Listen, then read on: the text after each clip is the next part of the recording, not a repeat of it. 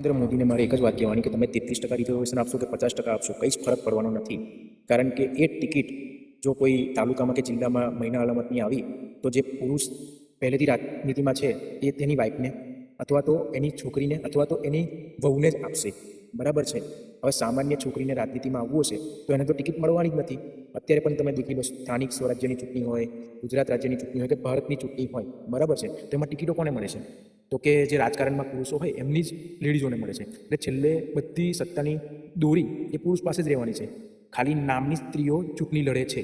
બરાબર છે. તો જે લોકોના પિતા પતિ કે કોઈ પણ ઘરના રાજકારણમાં ના હોય એ લોકોને તો સીટો જ નથી મળવાની. તો એ લોકો રાજનીતિમાં કેવી રીતે આવશે?